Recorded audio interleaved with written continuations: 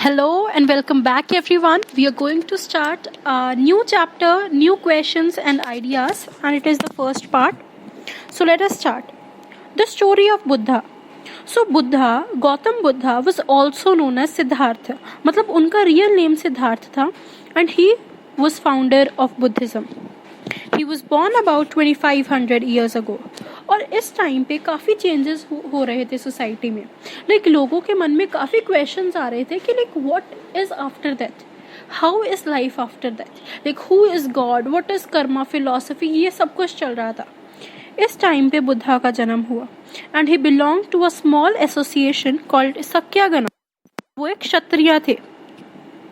He at a very young age he left the comforts of his home in search of knowledge. वो एक जगह से दूसरी जगह मूव करते गए और काफ़ी लोगों के साथ उन्होंने डिस्कशन की, but he was not satisfied.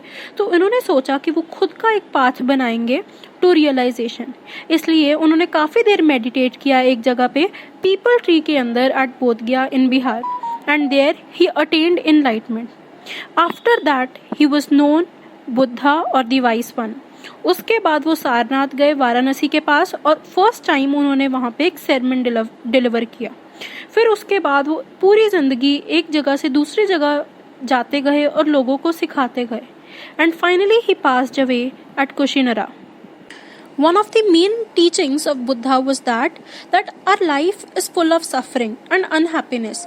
और ये जो unhappiness है, it is caused by desires of everything. और उन्होंने कहा कि हम इन डिज़ायर्स को, इन अनहैप्पीनेस को, इस कांस्टेंट क्रेविंग को रिमूव कर सकते हैं by following moderation in everything. He taught people to be kind and respect the lives of others including animals. He believed in karma philosophy that our deeds, whether good or bad, it comes to us whether in this life or the life after death. He taught people in ordinary language, प्रकृत. इसकी वजह से सब उनका message easily समझ सकते थे और उन्होंने लोगों को सिखाया कि वो खुद से सोचें rather than accepting what is simply given to them. So what follows next is the story of Kissa Gautami. There was a woman named Kissa Gautami whose son has died and she was very sad. वो streets में रोम कर रही थी अपने बेटे को अपने हाथ में पकड़ के और लोगों को बेग कर रही थी कि कोई उसको ऐसा वे बताए जिसकी वजह से उसके बेटे में दोबारा जान आ जाए. तो somebody advised her to go to Buddha.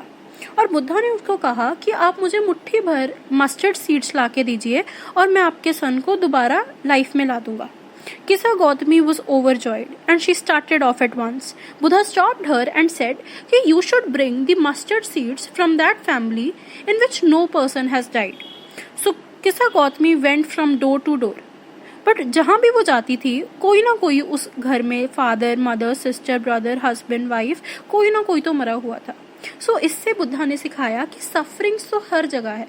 We should accept death. We should not mourn over it. We should wish for the welfare of the dead person after his death. Around the time when Buddha was preaching, there were many thinkers who wanted to know, who tried to find answers about difficult questions. They wanted to know about life after death. वो sacrifices जानना चाहते कि वो क्यों perform करते हैं और उनको पता था कि कुछ तो है इस अर्थ में परमानेंट जो जो डेथ के बाद भी एग्जिस्ट करता है. And they described this as Atma or individual soul. And they ultimately realized that Atma and Brahman, which means universal soul, they are actually one. And many of these ideas are recorded in Upanishads. Upanishads का सही में मतलब क्या है? Approaching and sitting near.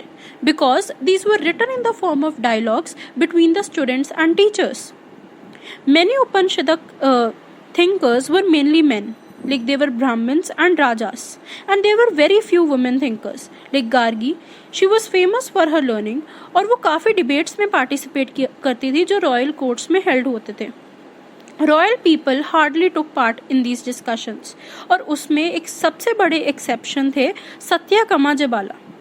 He was named after his slave mother Jabali. He had a deep desire to learn about reality. And he was accepted as a student by a Brahmin teacher named Gautam. and he became one of the best thinkers of time.